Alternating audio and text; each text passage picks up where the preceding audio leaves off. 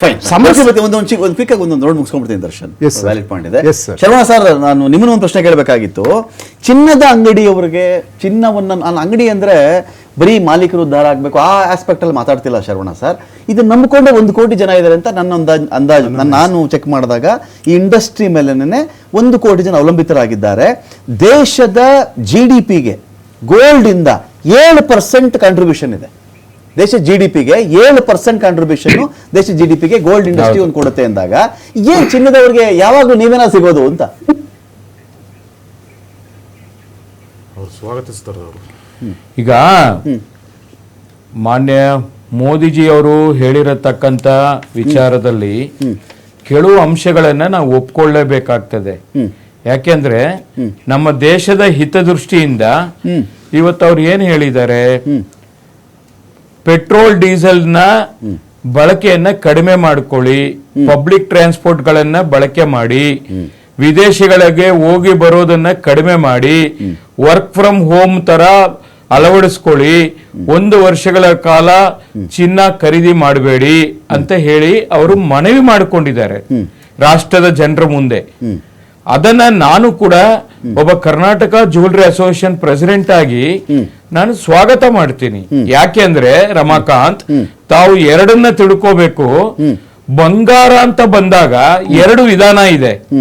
ಒಂದು ಬಂಡವಾಳ ಹೂಡಿಕೆ ಚಿನ್ನ, ಮತ್ತೊಂದು ದಿನನಿತ್ಯ ಬಳಕೆ ಮಾಡುವಂತ ಆಭರಣ ಚಿನ್ನ.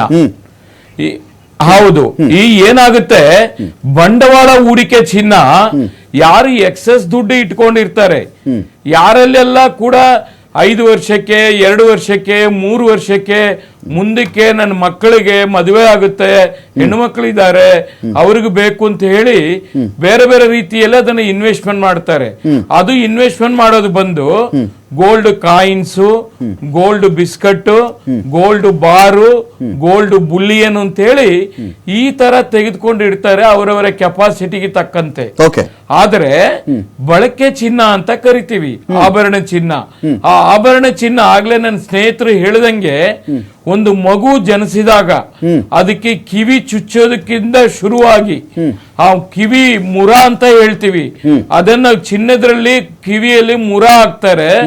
ಅಲ್ಲಿಂದ ನಾಮಕರಣದಿಂದ ಆ ಮಗು ದೊಡ್ಡದಾದಾಗ ಆ ಮಗುವಿಗೆ ಒಂದು ಸಂಪ್ರದಾಯ ಮಾಡ್ತಾರೆ.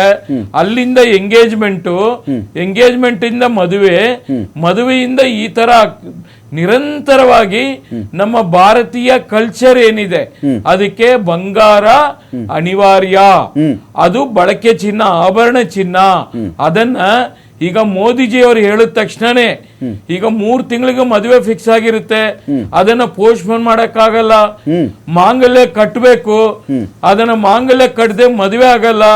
ಮಾಂಗಲ್ಯ ಕಟ್ಟೋದು ಆಮೇಲೆ ಮಾಡ್ಕೊಳ್ಳೋಣ, ಬರೀ ಅರ್ಶನದಾರದಲ್ಲಿ ಮದುವೆ ಮಾಡ್ಕೊಂಬಿಡೋಣ ಅಂತ ಹೇಳಿದ್ರೆ ಯಾರು ಒಪ್ಪೋದಿಲ್ಲ.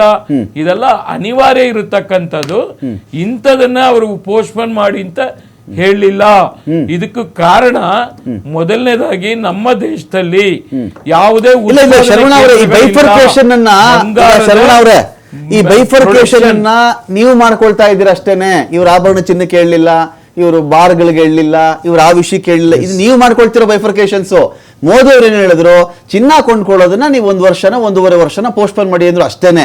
ಈ ಆಭರಣ ಚಿನ್ನನ, ಗಟ್ಟಿ ಚಿನ್ನನ, ಗಿರ್ವಿ ಚಿನ್ನನ, ಈ ಸ್ಪೆಸಿಫಿಕೇಶನ್ಸ್ ಮೋದಿ ಅವ್ರು ಹೇಳಿಲ್ಲ, ಎಲ್ಲೂ ಹೇಳಿಲ್ಲ.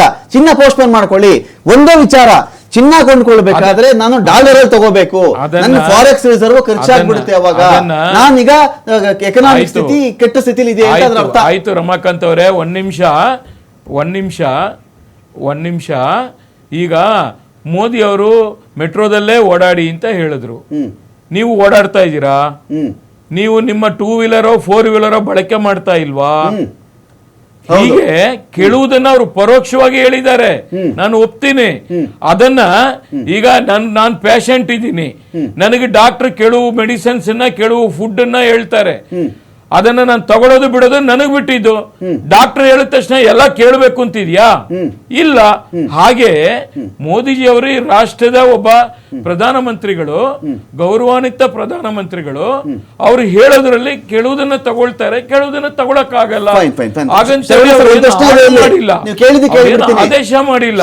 ನೀವು ಈ ಕೇಳಿದ್ದು ಕೇಳ್ಬಿಡ್ತೀನಿ ನಾನು. ಈಗ ಮೆಟ್ರೋದಲ್ಲಿ ಓಡಾಡ್ತಾ ಇದ್ದೀರಾ, ಬಸ್ಸಲ್ಲಿ ಓಡಾಡ್ತಾ ಇದ್ದೀರಾ, ಈ ಪ್ರಶ್ನೆ ಬಂತು. ದೇಶದ ಕಟ್ಟಕಡೆಯ ನಾಗರಿಕನನ್ನ ರೀಚ್ ಆಗುವಂತಹ ಸಮೂಹ ಸಾರಿಗೆ ವ್ಯವಸ್ಥೆ ನಮ್ಮಲ್ಲಿದೆಯಾ? ಒಂದು ಮೆಟ್ರೋದಲ್ಲಿ ಮೊನ್ನೆ ಅದಕ್ಕೊಂದು ಬೋರ್ಡ್ ಇದೆ, ಮೆಟ್ರೋ ಟಿಕೆಟ್ ದರ ಜಾಸ್ತಿ ಅಂತ ಮಾಡ್ತಾರೆ. ನೀವು ನಮ್ಗೇನು ಕಡಿಮೆ ಮಾಡಿಕೊಡ್ತಾ ಇದ್ದೀರಾ? ಸರಿಯಪ್ಪ, ನಾವು ಯೂಸ್ ಮಾಡಲ್ಲ. ಕಟ್ಟಕಡೆ ಮನುಷ್ಯನಿಗೆ ರೀಚ್ ಆಗುವಂಥ ಸಂಪರ್ಕ ವ್ಯವಸ್ಥೆ ನಮ್ಮಲ್ಲಿ ಇದೆಯಾ? ಇಲ್ಲ. ಮೆಟ್ರೋ ಇಲ್ಲ, ನನಗೆ ಸಿಗಲ್ಲ. ಎಲ್ಲಾದರೂ ಒಂದು ಕಡೆ ಇಳ್ಕೋಬೇಕು, ಬೇರೆ ಆಟೋ ಆಶ್ರಯಿಸಬೇಕು, ಇಲ್ಲ ಕ್ಯಾಬ್ ಆಶ್ರಯಿಸ್ಬೇಕು. ನಾವು ಅಲ್ಲಿಗೆ ನಮಗದು ದುಬಾರಿ ಆಗುತ್ತೆ. ಇಲ್ಲ ನಡ್ಕೊಂಡು ಬರ್ಬೇಕು ನಾನು 2 ಕಿಲೋಮೀಟ್ರೋ 3 4, ನನಗೆ ಟೈಮ್ ಇರಲ್ಲ. ಸೊ ಈ ಪ್ರಶ್ನೆಗಳಿಗೆ ಉತ್ತರ ಇಲ್ವಲ್ಲ ಅಲ್ಲಿ.